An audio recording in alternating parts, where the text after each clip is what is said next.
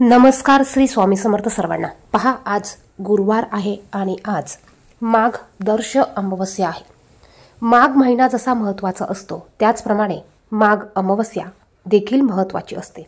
आणि प्रत्येक अमावस्येला जर का आपण हा दही भाताचा उपाय केला तर यामुळे आपल्या घरात असलेले वाईट बाधा, नजर बाधा, बाहेरची बाधा, त्याचप्रमाणे पितृदोष असेल, वास्तुदोष असेल, ग्रहदोष असतील तर हे दोष कमी होण्यास मदत होते.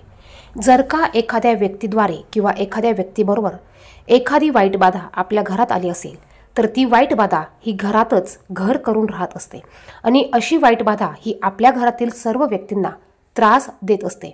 यामुळे घरात भांडणे होतात, किरकिर होते, चिडचिड होते, पैसा टिकत नाही, नोकरीत, कामात, व्यवसायात अडथळे येतात, शिक्षणात अडथळे येतात.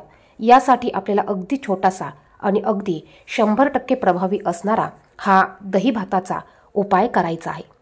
हा उपाय जोपर्यंत तुम्हाला घरात त्रास होत असेल तोपर्यंत तुम्ही प्रत्येक अमावस्येला करू शकतात. त्याचप्रमाणे ज्यांना कुठलीच बाधा नाही ते देखील हा उपाय त्यांच्या उज्ज्वल भविष्यासाठी, घराच्या प्रगतीसाठी, मुलांच्या प्रगतीसाठी करू शकतात.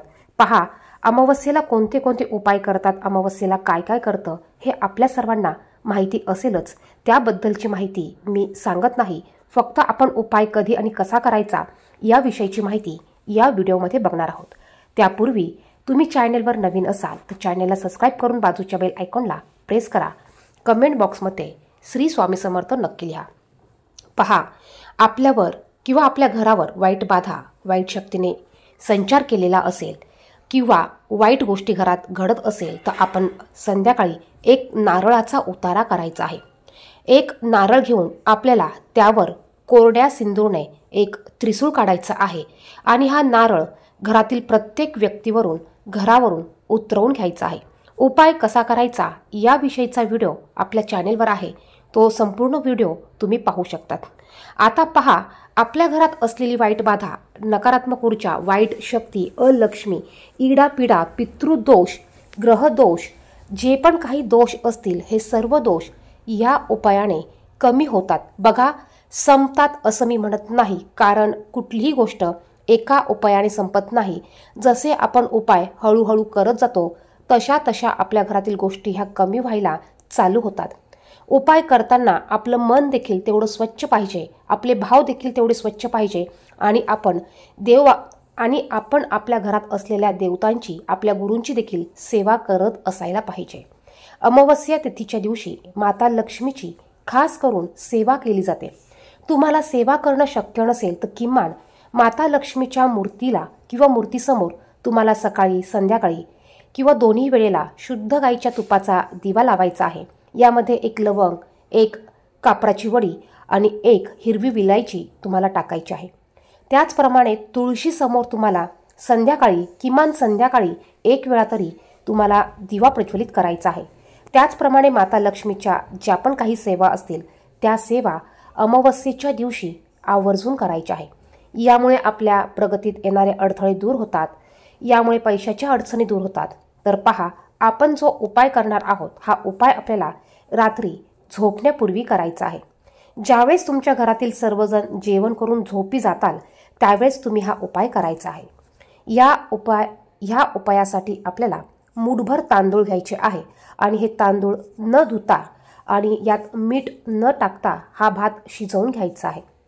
हा उपाय करत असताना आपल्याला कोणी टोकणार नाही याची काळजी आपल्याला घ्यायची आहे. हा भात शिजल्यानंतर आपल्याला एका वाटीत किंवा द्रोणमध्ये किंवा पत्रावळीत किंवा कागदावर, अगदी तुम्ही वहीचा कागद, वहीचा पुठ्ठा जरी घेतला तरी चालेल, यावर काढून घ्यायचा आहे. यावर आपल्याला 2 चमचे आंबट दही टाकायचं आहे. थोडंसं हळदी कुंकू टाकायचं आहे. त्यानंतर पहा, हा भात आपल्याला आपल्या घरात जी दक्षिण दिशा असेल त्या दिशेला एक आपल्याला काहीतरी खाली पाट, टेबल, खुर्ची तुम्ही ठेवा, त्यावर हा भात ठेवा. त्याचप्रमाणे एका ग्लासात पाणी ठेवा आणि त्यानंतर तुम्हाला तुमचं तोंड दक्षिण दिशेला करून तुम्हाला दक्षिण दिशेला नमस्कार करायचा आहे. तुमच्या पूर्वजांचं स्मरण करून तुम्हाला 11 वेळा ओम पितृदेवताय नमः असं म्हणायचं आहे. बघा, जर का प्रखर पितृदोष असेल तर यामुळे तो पितृदोष कमी होण्यास मदत होते. तुम्हाला तुमच्या 3 पिढ्यांचं पूर्वजांचं स्मरण करून तुम्हाला ओम पितृदेवताय नमः हे 11 वेळा तुम्हाला म्हणायचं आहे। त्यानंतर हा भात उचलून घ्यायचा।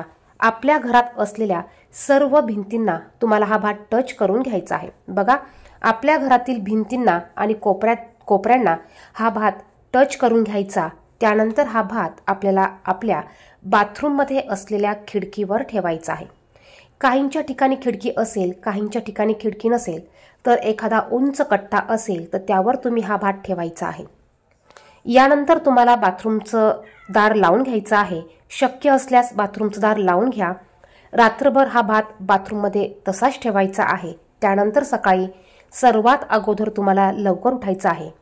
आपल्या बाथरूममध्ये ठेवलेला हा भात उचलून घ्यायचा। त्याचबरोबर आपल्याला मगभर पाणी घ्यायचं आहे। पाणी घराच्या बाहेर ठेवायचं आणि हा भात घेऊन एखाद्या उकिरड्यावर, एखाद्या कचरा कुंडीवर, एखाद्या मोकळ्या जागी किंवा एखाद्या मोकळ्या जागी मोठ्या झाडाखाली तुम्हाला ठेवून द्यायचं आहे। यानंतर तुम्हाला येताना मागे फिरून बघायचं नाही। त्याचप्रमाणे तुम्हाला जाताना येताना कोणाशी बोलायचं नाही। घरी आल्यानंतर अगोदर घराच्या बाहेर पाणी ठेवून घ्यायचं, त्याने हातपाय धुवायचे आहे आणि मग घरात यायचं। घरात आल्यानंतर तुम्हाला पहिल्यांदा अंघोळ करायची। अंघोळ झाल्यावर तुमच्या देवघरासमोर जायचं। देवघरासमोर बसून देवांना नमस्कार करायचा। पहा, अत्यंत प्रभावी असा हा उपाय आहे। या उपायाने तुमच्या घरातील वाईट बाधा, जर का वाईट गोष्ट घरात घडत असेल किंवा वाईट बाधा घरात आलेली असेल किंवा नकारात्मक ऊर्जा असेल तर ह्या सर्व गोष्टी यामुळे निघून जातील। ज्यावेळेस आपल्या घरातील या नकारात्मक ऊर्जा, नकारात्मक गोष्टी निघून जातील त्यावेळेस आपल्या घरात सकारात्मक वातावरण तयार होईल। हा उपाय आपण अमावस्येला करायचा आहे। प्रत्येक अमावस्येला आपण हा उपाय करू शकतो। व्हिडिओ आवडला तर शेअर करा, लाईक करा। काही कमेंट्स असतील तर कमेंट बॉक्समध्ये विचारा। धन्यवाद।